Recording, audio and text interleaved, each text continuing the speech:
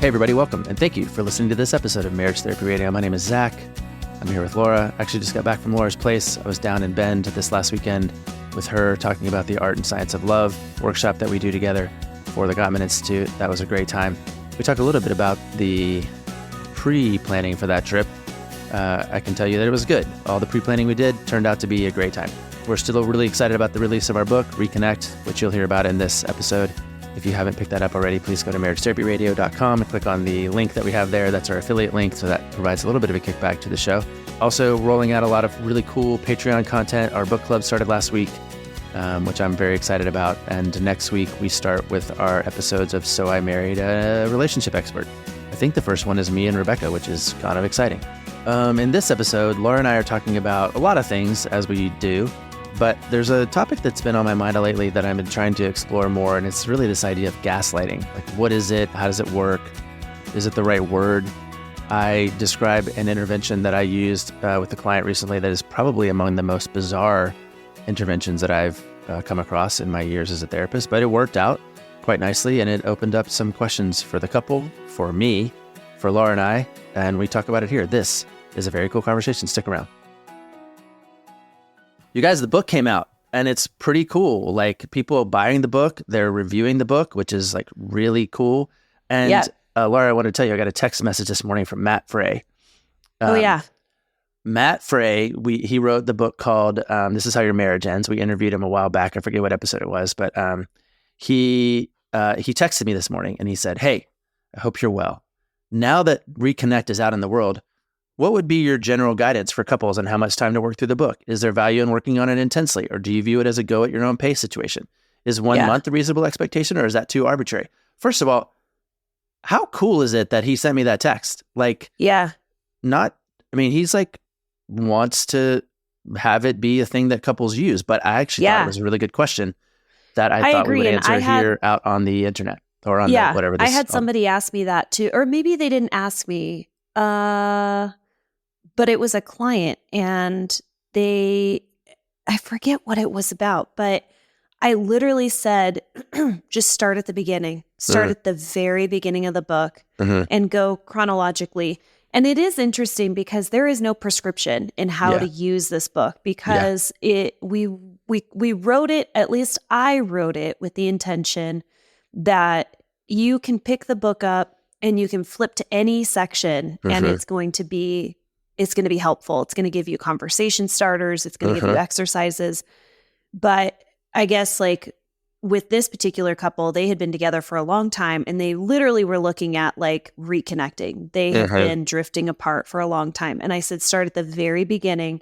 And I said, take it very slow and be super intentional with each exercise that you're doing, each conversation that you're starting. But they said, well, how long do you think this would take? And I said, to be honest, every section has 10 questions, and these questions you could spend 2 hours discussing if you really leaned into it. So I think a month I think this could be a book that what did we say? Like if you go through one section a week, it would take you almost a year. Yeah, there's like almost 50 sections. So maybe it's I would a say year-long it's about project. a year-long project where you just kind of commit to going one section at a time. And it's very hands-on. Also, though, like it can also just be something that you kind of just grab every now and again. You're like, hey, what do you want to do tonight? Like, let's grab the book. That's almost the way I envisioned it. I don't really think about it chronologically. Actually, I don't think about it chronologically at all. I know that's how it's organized, but I feel like you got to go find the section that you're interested in exploring, and that may be different in December than it is in February, and they may not be chronological. So I think having it as a resource, but this is the thing I always say. What do you always say? It doesn't really matter. Books don't work. Books don't work. So just use it to do the thing that you want it to do. And if that's changed the way that you have a date night, great. If it's the way that you organize your Sunday meeting, great. If it's something that you do one-off because you realize you're stuck talking about retirement or, whatever, then use it that way. I do think that I think there's a section at the beginning called "How to Use This Book." I don't quite remember, but if you get stuck, you can go read that part. Yeah. Anyway, thank you, Matt Frey, for being a fan of the book, for your support of Zach and Laura and of Marriage Therapy Radio and of the, and yeah, if you haven't picked it up, go ahead and pick it up. You can use our link at marriagetherapyradio.com. If you have picked it up, go ahead and leave your 5-star review. Apparently the algorithm really likes it when you do that. That's a really good point, is if you can go and review the book, whether you've read it or not, and you just want to boost. Just don't say that part on the review. Yeah. I haven't read the book. Zach and Laura made me put 5 stars. But it does make a big difference. Like if you have been one of the 9,000 reviewers on our podcast, that would be super cool if you could go to Amazon and put in your email address and go through the process of what it takes. What is it, like 3-minute process to leave a review? I left a review for a buddy who is driving to and fro airports. He's got a black car service, and I really leaned into the storytelling. I've never been picked up by him once. Yeah, right. But I imagine that the process would be pretty wonderful, and that's what I wrote the review on. Hey, I have a question for you. Oh, how do you feel? How do you feel about being a published author?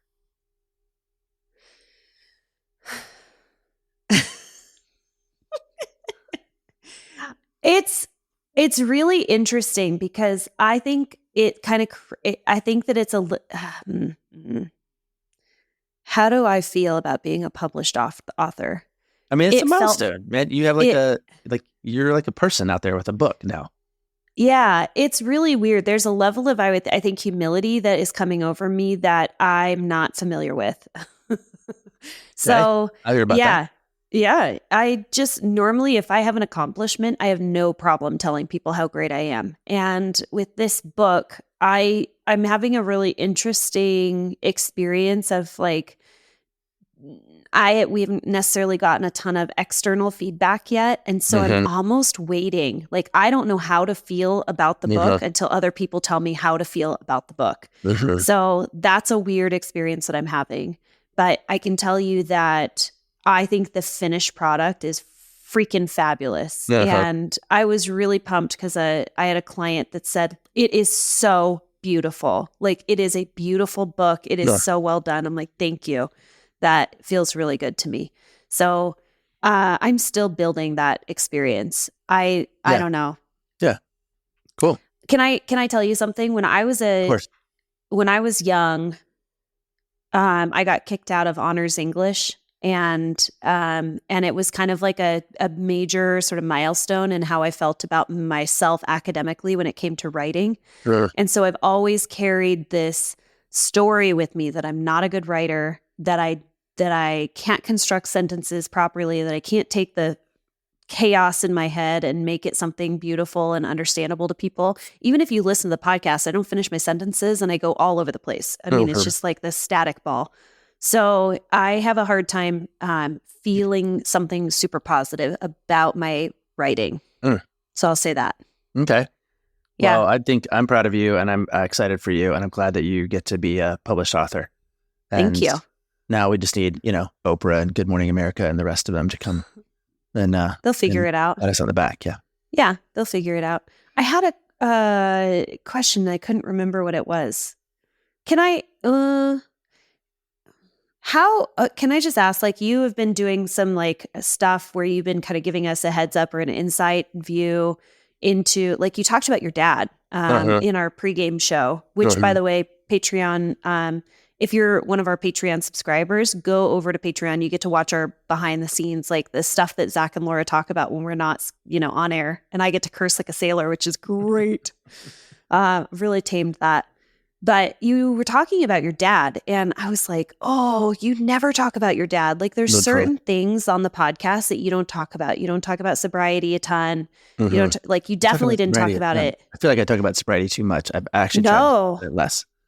Well, you were like in your sobriety process for at least a year and you didn't mention it. And you even told me, you're like, I'm not sure how I feel about talking about this yet on the air. True. And so you're pretty guarded, but you're doing something, which is you're giving people a little bit of an inside view as to your process of working with your therapist that you love and adore. And I'm just wondering, like, are there any like new insights that you are tapping into, or is like an area of life that you're leaning into? Listen, I I had this thought while lying in the bed this morning, and this is exactly it, right? Like I think about things. I think about things all the time. I don't think And about anything. I Nothing at think all. about, yeah, I get that. I, I believe that's true. It's not a ditzy blonde thing, by the way, because we have discovered that I am not blonde, actively trying not to be blonde. But it's more of like that's just the way my brain works. Okay, what So did you think about in your I bed? thought about this. Why don't people think about things? I literally was sitting there going like, why? I think about things all the time. I think about myself. I think about why I do things. I think about where it comes from. I think about what my origin story is. I think about why I played certain sports. I think about what I want to do next with my energy and why do I want to do that. I don't feel bad, but I feel sad for people who don't think about things. So you feel sad about me because that's A little literally bit. Sometimes I do. Yeah. Mm-hmm. Sometimes I do. I'm like, I'll start to have a conversation with you and I'll be like, oh, you haven't thought about this at all. And, Not at all. And I'm like, okay, well, I could try and tell you about it. Yeah. Or I could just like, I don't know. Are there new insights? I mean, yeah, there's the one that I was describing in the pre-show. That is kind of a big deal for me, just in terms of some stuff I'm wrapping my head around. But, Mm-hmm. I think I had an experience with Rebecca the other day, and I feel like I talk about fighting with Rebecca all the time, but it's great. We love it's like it. a way for me to like brag about myself, because I did it again where what she said to me was, babe, will you pause that show? I'll be right there as soon as I'm done talking to Carrie, is what she said. Okay. And I was like, no problem. Sure. I'll pause the show. So I paused the show, and then she starts talking to Carrie, and she takes like a half an hour. And I'm like, I thought Carrie was just dropping something off. So I was pausing the show, but Right. Rebecca's up in the front room, like starting new conversations. Oh, how's your daughter done? Oh, well, what is going on with the start back to school situation? And I'm like, are you serious? So I get frustrated and angry with her. She's like, what's wrong? She comes down to get something. And I'm like, where are you? Like, I'm pausing the show and I'm snapping and she's snapping back. Well, she just got here, this whole thing. And I realized like, I just bailed. I immediately bailed. I was like, I'm out. I can't do this right now. And then the next day, what do you mean by bailed, by the way? I just stopped. Do you I mean said, like, no big deal. It's fine. It's fine. I'll just watch something else. oh, okay. You put your sword down. I just let down. Yeah. Yeah. And the next day we were walking to this high school football game. By the way, I have lots of thoughts about high school football games. Like I could talk to you about football. Let's do that after you finish your very important thought.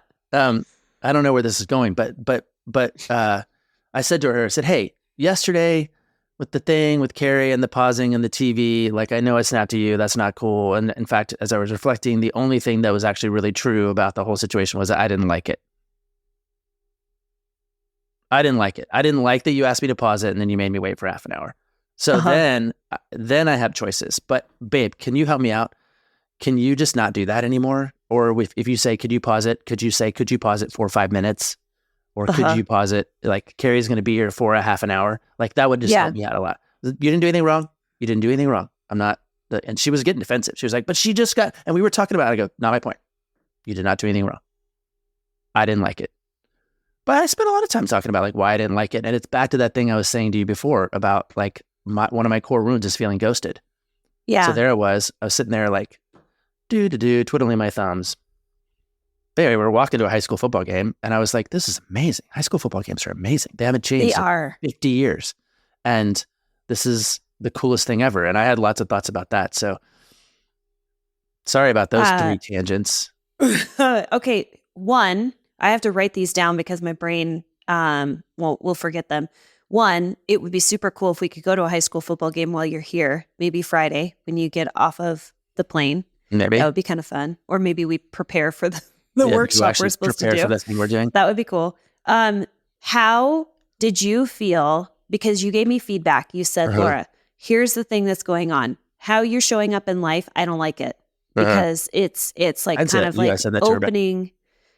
No, like literally you said this to me of like the thing that you do, like the way that you operate, the way that you don't circle back, you don't turn toward, you like are scattered. I don't like it. It like touches on part of Yeah. my ghosting thing. Yeah. I tried so hard this week You did. to cross You the T's. did. Did you notice I was Yes. working really hard? Yes. I actually, in a vacuum, I could have told you that and given you that feedback. 100% I could have, and I would have. I just didn't get there first. But yes, absolutely. I noticed that you were on top of the ball. So thank you for doing that. You're welcome. That makes me feel good. Yeah. I always tell people, like, when your partner does something new, like you give them feedback and then they try the thing. Yeah. Be sure to circle around and give them the compliments, because 100%. You have to like, motivate them to keep trying harder.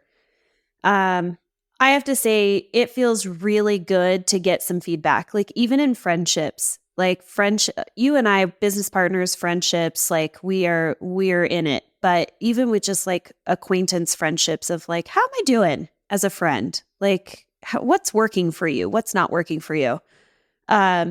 I remember one of the scariest things, I went to a class and they talked all about getting feedback as a therapist and asking your clients to give you feedback. And that seemed so scary to me, because really what you're asking for is you're asking for criticism. And I don't know, like, do you ever just pause with your clients and say like, hey, I'm just wondering, is this hitting the mark for you? How was today's session? What didn't work well for you? I don't. I very rarely ever ask that in like a personal way, but I do ask it in a for them way. Like, are you getting what you need? How's this going? Like, what? Sure. And every once in a while, I did this yesterday. I said, "Do you remember why you came in here in the spring? Do you remember why you came in here?" And she was like, "Yep." And he was like, "No, I don't quite remember." And I was like, "Okay, well, how you doing vis-a-vis what you came in here for?" I asked her. Right. And she's, and he's like, "Oh yeah." And this, so, I kind of stopped asking about the feedback for me because one, I don't want it. And B, it's scary to get that feedback. Yeah. And B, it's almost unethical. It's like, sort of like asking for a customer review, like a review. I mean, I don't mind asking the podcast people for 5-star reviews, even if they haven't read the book, but I'm not looking for people to pump me up. Which is one version of the kind of feedback you might get. And I don't want the negative feedback. Like, but don't you think that's how we grow, how we learn? Well, I have enough self-criticism and I can sort of read the room well enough to know if I'm doing bad or if I'm not doing bad, and I'm also not going to dramatically alter my style of therapy based on the feedback from one client. Oh, I might meet that client where they need to be, but I also can read the room pretty well. Like if they're checked out or if they're disappointed or if they're mad at me, I can pretty quickly glom onto that. And I'll use it as a therapeutic moment. I'll be like, "Oh, you're mad at me. Like, okay, let's talk about you being mad at me. That's interesting where that's coming from." Because it's not personal. It's not a personal interaction. It's a professional interaction. Yeah. Yeah. I mean, boy, that gives me some things to think about that I'll never get around to because I'm not a thinker, but interesting. By the way, that's the third thing I want to circle back to. You are a thinker and I am a feeler. So I would say that I don't spend a whole lot of time going into rabbit holes and thinking about things. And this is a tool that I just learned really early in life, I would say. That I learned, my childhood was interesting. And I don't know if I've ever shared it on the podcast. So my parents divorced when I was 7. And we pretty promptly, mom had sole custody and pretty promptly moved literally to another country. So was moved to Canada. My dad lived in Arizona. And we were very much so like under the poverty line for a long time. And I just learned as a child not to think too much about things. Like if I got into the rabbit hole of thinking and really like spending a lot of time in my brain, it would bring me down and I would get really sad. And so I learned you just don't think about things too deeply. You just kind of keep moving forward. Don't look backwards. Don't overthink things. I think that brought on a lot of anxiety. And so I think that's where it comes from, is not overanalyzing or thinking too deeply about things, but I feel with my body. And I would say I'm pretty in tune to like what my body's feeling. But I think that's where I'm going to go with that, is I'm going to say that it's more of a protective mechanism. Yeah. However, And actually, you've seen this happen on the podcast now that I'm thinking about it. So like stuff with Holden, with NF2, when that first came into play, I literally was like, can't think about it, not going to think about it, not going to engage with that. That brings me down. And so I compartmentalized it over here. I was like, it'll be there. I'll deal with it when I get there. But for now, I cannot even go down that rabbit hole. Anyway. Yeah. And I don't feel too much. I mean, more and more, I guess, lately, but I think that's an accurate assessment. If on the Myers-Briggs, I'm an INTJ. Do you know what you are? I have no idea. Sure. Yeah. Should I do the Myers-Briggs so I can tell you? Maybe. Sure. We could do it together this weekend. Hey, y'all. I was just flipping through our new book, Reconnect, and there is a section in there that's titled Drifting versus Deciding. I just want to explain what drifting is. Drifting is that emotional disconnection that happens so slowly that you don't even notice that it's happening. And then suddenly you're 10 years into the drifting and you feel like there's a complete chasm between the two of you. One thing that we have noticed as relationship experts is that it really is the daily prioritization of your relationship that makes the difference. That's why we're so excited to be partnering with Paired. Paired is an app that allows for you and your partner to engage on an app that is actually going to help bring the two of you closer. It's completely focused by relationship experts. It's backed by experts, backed by relationship therapists, to allow the two of you to, one, learn something new about you and your partner, to be able to have deeper conversations, sometimes conversations that maybe you've sidestepped over time because it's just a conflict-inducing conversation. But when you're doing it through the Paired app, it allows for more openness and safety to have an honest conversation.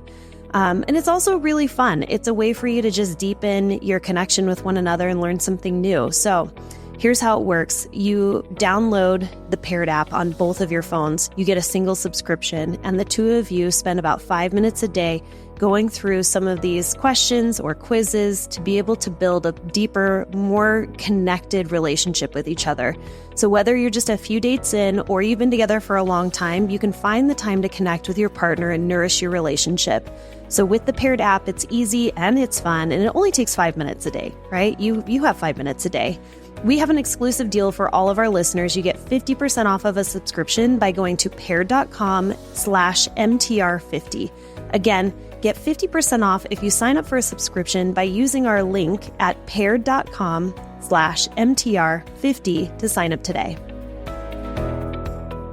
I have a question for you. Are you reading any good books lately? No. There's this book that just came out. It's called Reconnect. It's less of a reader, more of a doer. Yes. I do have a plan tomorrow during my traveling. I'll be traveling for 3 uninterrupted hours. And I'm going to be listening to a book that I want to kind of take in at a lot of in a short amount of time. So that's my plan for tomorrow. What book is it? It is a book called, it's got a really clever title. Hold on one second. I did just sniff my armpits. If we were still sponsored by Lumi, I would say that I'm wearing Lumi and it smells delicious, but we're not sponsored by them anymore. So I am definitely not wearing delicious Lumi deodorant right now. Okay. I first of all, I don't think Lumi ever sponsored us. I think they sent us free stuff on the way to possibly sponsoring us, but then they never followed up with that. Oh, that's a bummer. I have Lumi stuff and I use it in my shower and I love it. Do you like it too? Yeah. I like it. Amazing. Here's the funny part is like, if we're supposed to be these influencers and the whole point is that we get paid to promote these products, I have spent more money getting hooked on the free products that people send me. You're our best customer. I'm not even joking. So we got sent Nutrafol. I'm not only a hair club. I'm not only a hair. Yeah. I don't know. I don't only own the hair club for men. What is it? I'm a user. Hair club I'm also for a men. client. Whatever. Yeah. So I tried Nutrafol for a year to see if I could grow, because I have like male pattern baldness, to see if I could grow that. I will tell you that I am no longer a subscriber. I gave it the 1 year mark and I didn't notice a difference. Wah, wah. However, the one that I do really love that I'm still using is OneSkin, which is the product that I asked you to send because I was like, you're not going to use it. Send me that stuff. Yeah. Now I spend $200 every I don't know, 90 days Do for you a use the code? resupply. Do you use the Marriage Therapy Radio code?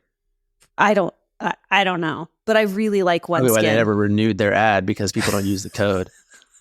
And I really love Lumi, and Hey. I would recommend Lumi for anyone. I want to say a couple things. I Wait, feel do like you use the man version of Lumi? It's I called use Mando. Rebecca's. Oh, you should use Mando. They have All right. There's this bourbon scent that is phenomenal. Okay, go on. I want to say that I had a client yesterday come in. He regularly listens to the podcast, and he said, "You guys are crushing it lately. You and Laura are." And I was like, "We are," because I feel like we're kind of not. Yeah, we're just talking about deodorant most of the time. But I do have a topic that I want to go into. Can we tee it up for next week? Because I don't want to spend time on it this week because we're going to run out. Are you sure? Yeah, because we only have like 10 minutes. Make this an extra long episode. We only have like 10 minutes. And also I want to give it like the full time. We have 20 minutes. Can we do it for 20 minutes? Well, because remember the first 10 of this was Patreon. I don't want to bury it at the back. I think it's important. I want to talk about gaslighting. Let's put it at the beginning. I want to talk about gaslighting. Let's do it. Right now? Let's do it right now. Okay, fine. Okay. You guys, I'm sorry that we waited till the end to talk about the most important thing, but just at the beginning, we can tell them, just zip through, skip the bullshit at the beginning and get to the gaslighting at maybe the end. We will, maybe we won't. But listen, all right. I am really frustrated with people telling me that they feel gaslighted and people describing to me their experience of being gaslit because I think it's the wrong word. I've never connected with gaslighting, and to me, it just doesn't connect. So I don't use it. But I want to hear what you mean. Yeah, sometimes they use it, and I get really curious because I'm kind of like, okay, for me, that's a very fuzzy word, very subjective. Like, tell me, what's really going on? Okay, so here's what it actually is. Okay, gaslighting. The term gaslighting, it comes from it's a literary reference. I think it's a play. Play might actually even be called Gaslit, I think. But it's about a married couple, and the wife thinks that she's kind of losing her mind a little bit. Right. And he goes throughout the house while she thinks that she's the only person in the house. I think he changes the lights. He literally changes the amount of gas in the lights. Yeah. So that they burn brighter or less. But she thinks she's alone, and then she thinks that then she realizes the lights are changing. Yeah. And she starts to lose her mind. She starts to question her own memory. She starts to question whether or not she's really experiencing the thing that she thinks she's experiencing. Mm-hmm. His goal is that. That is his goal. He wants her to lose her mind. To make her feel crazy. It's malicious. It's premeditated. It is intentional. It is strategic. And I think a lot of people who come into our offices and talk about feeling gaslit aren't in that situation. I think they're in situations where they're being asked to believe something that is not their point of view. Right. And they might even be being asked that by somebody who is does not have good intent. But it's pretty rare that that people in my office are married to someone who is intentionally trying to make them crazy. And I think that's a very, very important point because it opens up stuff for you when you can recognize, we can sort of take the label off and put the reality or put real language back on it. So, So the word that comes to mind, like as you were talking about gaslighting, and what we're actually seeing in our office, I believe, is a dismissal or invalidation of emotion. Mm-hmm. That's what I think is really showing up. But people are catching on to these sexy phrases that are floating around pop culture. And they're like, he's gaslighting me. And it's like, I think what is actually going on is that you are feeling an emotion that feels true to you.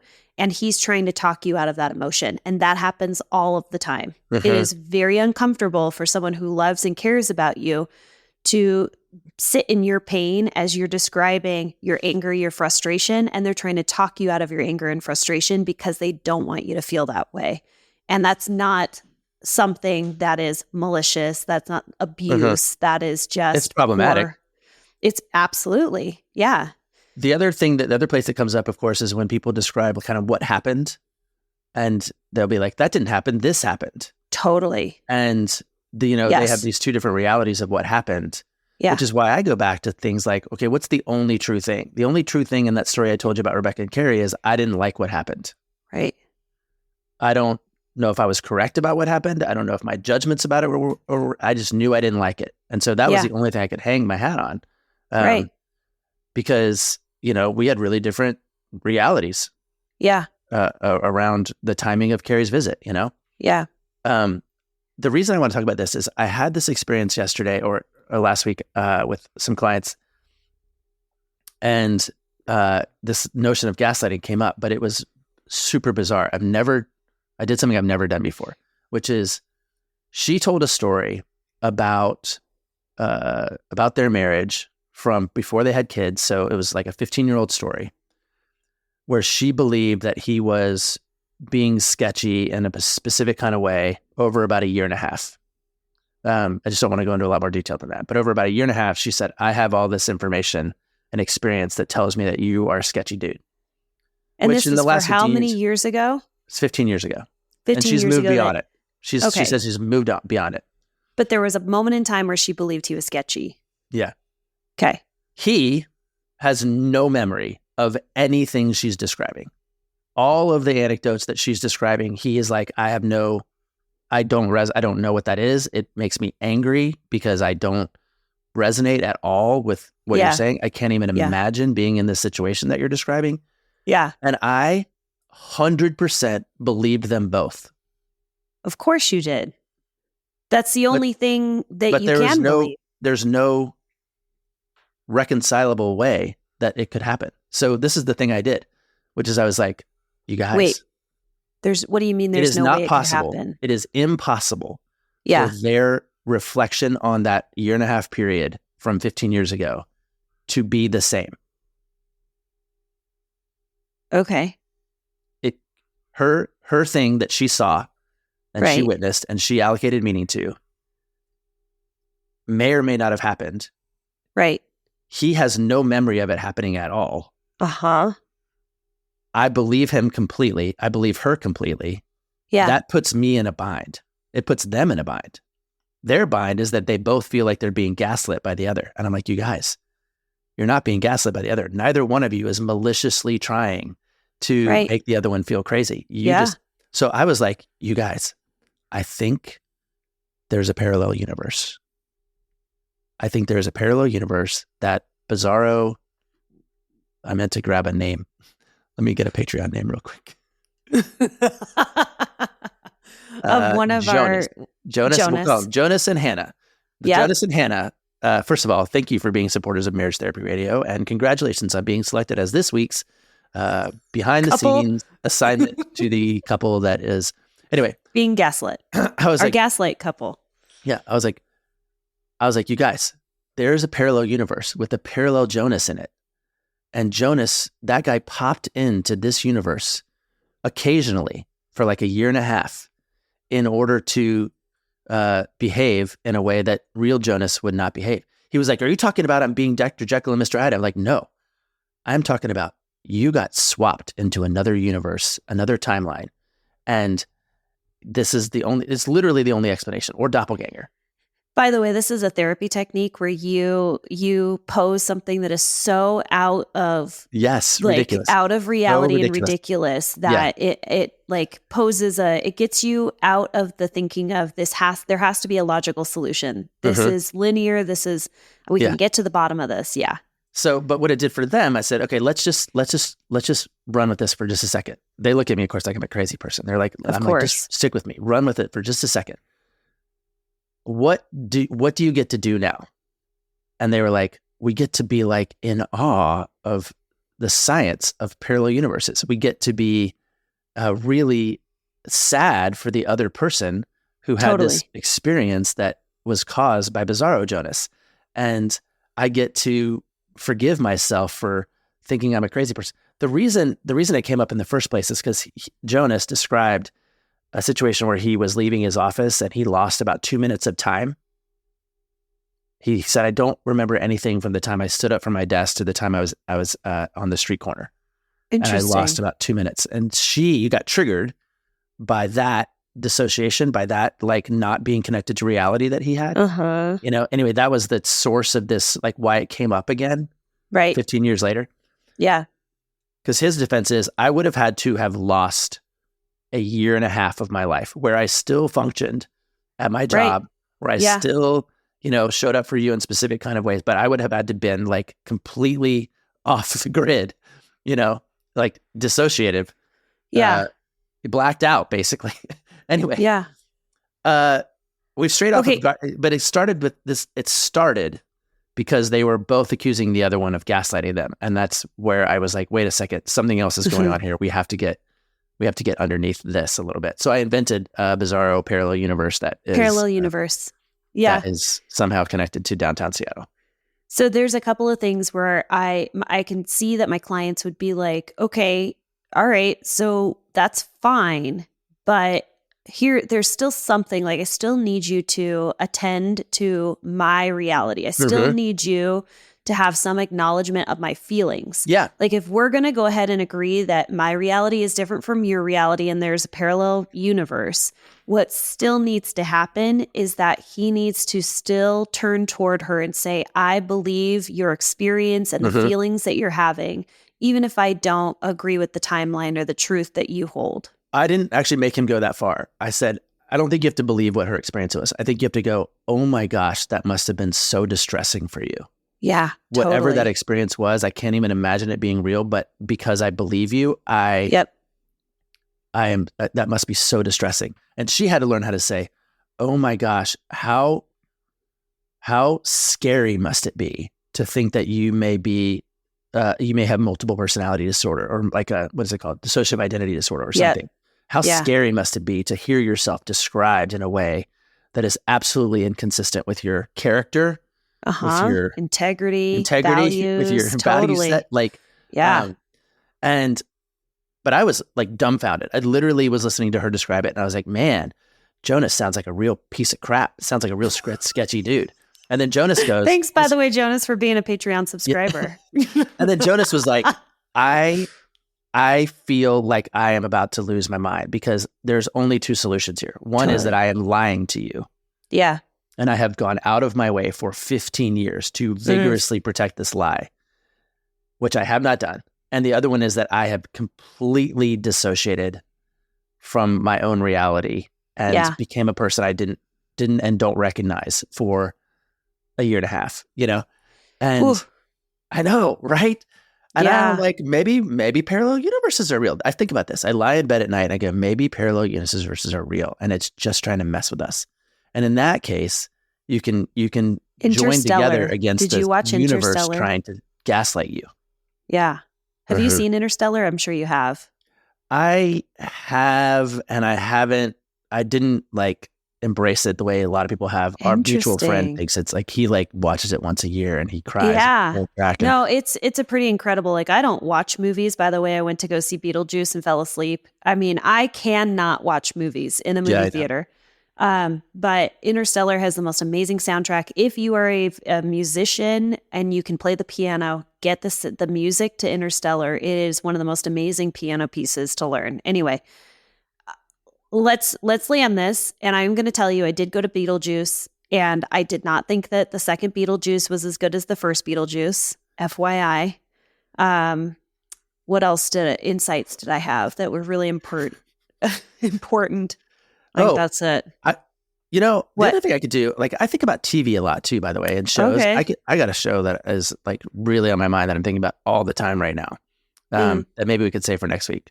Or wait, maybe did you tell me the book that you were looking to read that you're trying to read? No, it's not. No? I didn't tell you. We moved on. Purposefully? The book is called Kill the Unicorn, and it is a book by Emma Hayes. Emma Hayes is the new coach of the U.S. women's national team. And her book is kind of about her philosophy of leadership and team building. And I want to take all of it in at once. Okay. I started listening to The Naked Mind, which is about Sober Curious, which is another book that I think I might have picked up. But so just kind of leaning into that. Is that Annie Grace? No idea. Yeah. No idea. My son knows the author of every book that he reads, and I'm like, meh, I don't know. rarely read through half of the long words.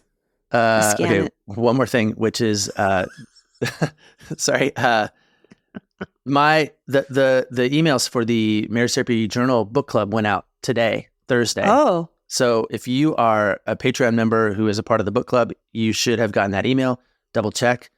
I will tell you again, I think this is going to work the best if you interact with that email and let me know what's on your mind. And like book clubs go better when everybody participates. And if you are interested in that, there's still time. Of course, you can roll over to Patreon or marriagetherapyradio.com, click on our Patreon, and you can become part of the book club. I'm really excited about it. When does it start? When does the actual book club start? Now. The emails went out right now. Yeah. So and you're giving them the content. They don't have to buy the book. Nope. I gave them. Will you add me to that list so that I can be like? If you subscribe to Patreon at the magic tier. Okay, I'll go ahead and do that. Or I'll ask Taylor how to do that because I don't know how to do that. Okay. All right. See you tomorrow. Yes, you will. I will pick you up. I will not feed you tomorrow, but I will give you your ginger ale with real lime, which was requested, and also what version of the blue one? Beer? Mm-hmm. The blue one. That's right. Okay. By the way, the greatest snack in the world is ginger ale with lime paired with Nilla wafers, real ones, not knockoff ones, and peanut butter. Nilla wafers, peanut butter, ginger ale with lime, amazing. I don't know how you say this. I was mocked. I was going to say they cast shade on me because I bought the wrong kind of peanut butter. What is the appropriate right to peanut butter? Jif. I bought the Jif, and they told me that it had to be Annie's because they're a bunch of snobby Bendites. Oh, of course. Yeah, no, that makes sense in Bend. Okay. But for my snack, it's Jif. All right. Jif, Nilla wafers, peanut butter, the blue fake beer, and pick a restaurant for us. Ginger ale. Give me a massage and all the rest of it. Whatever. All I don't right. care. I'm going to have fun. Are we going to go swim? Do I need to bring my goggles? Yeah, goggles. And will you bring teeny tiny little banana hammock swim pants? I don't wear those. I wear the Chargers. I wear the ones that have they're like shorts, but they're skin tight shorts. But don't the shorts suck? You know, like when girls wear too tight of jeans, you get the flabby hangover. Don't you feel self-conscious wearing tight shorts? No. Doesn't that do things to your gut? I'm amazing. I'm perfect. Nope. Oh, I'm amazing. Svelte. All right. I love it. Our realities are so different. All right. I got to go. All right. Let's land it. Thanks so much for listening to this episode of Marriage Therapy Radio. Zach mentioned that his book club is rolling out now. You can still be a part of it if you join the Patreon. You can find that by going to marriagetherapyradio.com, clicking on the Patreon tab. Also, check out our book. It's pretty awesome, you guys. Reconnect. You can find the link on our website, and that just gives us a little bit of an affiliate kickback so that we can keep the lights on. Thanks for all of your time and attention, making your relationship better today than it was yesterday.